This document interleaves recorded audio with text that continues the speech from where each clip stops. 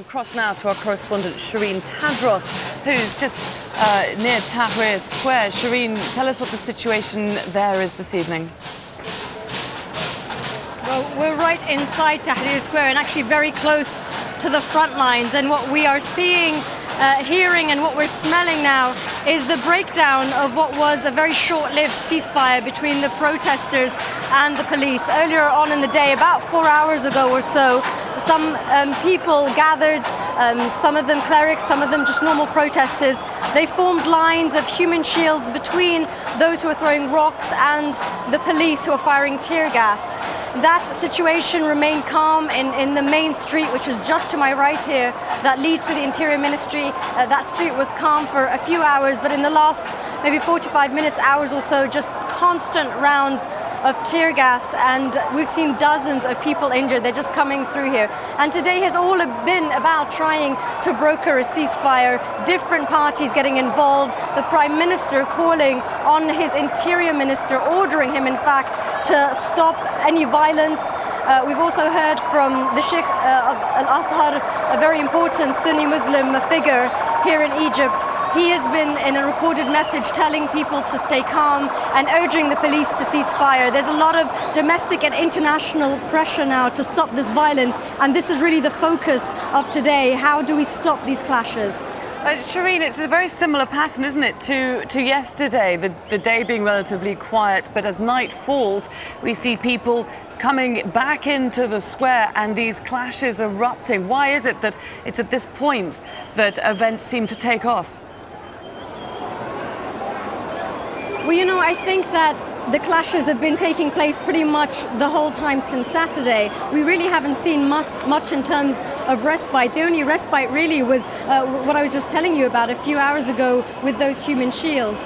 In terms of them getting more intense, yes, I think you're right. They do get more intense when there are larger crowds in Tahrir, because don't forget, this street that leads to the Interior Ministry, where most of these clashes are taking place, is right next to Tahrir. So as people flock to Tahrir and they see that their fellow protesters are getting injured and need backup, they go and help them out, and the police respond by firing even more tear gas and even more fire into the air. So that's the sort of pattern that we're seeing.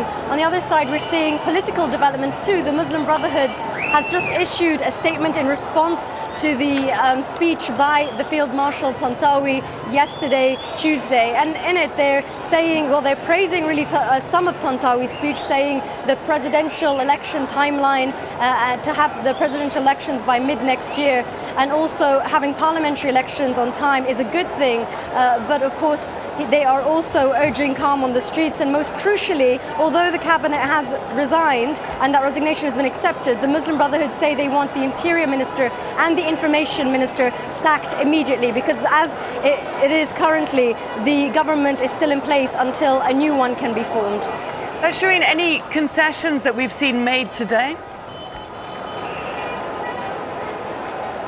No, absolutely not. Today has been trying to solve a political crisis, and all we've seen really is the Supreme Council of the Armed Forces in various meetings with various political forces. This is a crisis for the military council. They now have a defunct government that, you know, now the Muslim Brotherhood want out straight away, and other forces are asking for that too, yet they're not quite sure how to form a new government. All of this just days away from elections. Okay, Sherine, many thanks for that update there from inside Tahrir Square. We can see plenty of people back in the square for a fifth day, as Sherine was just telling us. Another day of clashes between security forces and protesters. We're seeing volleys of tear gas. We're seeing sticks and stones being thrown by the protesters. Reports too of rubber bullets, of birdshot, even of live rounds. A field hospital has been set up.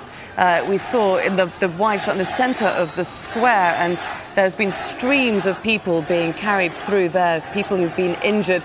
Reports now of more than 30 people killed. Events still indeed very tense there in Cairo, in the Egyptian capital. Let's just cross back to Sherine, because I understand that she's seeing some clashes happening just exactly behind her. Sherine, what's going on? Yes, I mean, as I was saying, we're right by the front line, and just a few seconds ago, as you were speaking there, we could basically see just the corner of it, and clashes, the tear gas coming through into Tahrir Square, and you can hear it really just energizes the crowd. People shouting once again, people want the fall of the field marshal as they run behind me, and they're also starting to have bonfires to try and create a cordon between the police and the protesters. The main worry for people here is that the military police would come in again, as we saw a few days ago, and try and clear the square. So any kind of clashes that happen as close as we are to Tahrir Square are always very worrying for the protesters. Sherine, those field hospitals that we're seeing being set up, how well equipped are they to deal with a really huge number of casualties that we've been seeing over the past 5 days? Yes, I mean, dozens just in the last hour or so, you're right. They really are completely inundated. I can probably show you, actually, if the cameraman will just pan at the camera, you can probably see, because it's right behind me here, that's the main roundabout where there are tents that have been set up. Those are all the makeshift field hospitals, really running out of supplies, constantly asking for people to donate blood. It's really completely inundated, and this has been the situation now since Saturday, yet people still come and they still protest and they still try and put pressure on the military for more concessions and to get their demand met.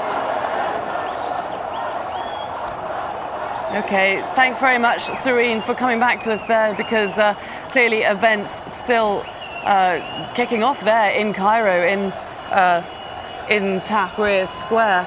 See hundreds of thousands, or at least thousands of people gathering there in the square for a fifth day. Clashes with security forces going on. Sherine will come back to you, keep coming back to you throughout the evening. Thanks very much for the update.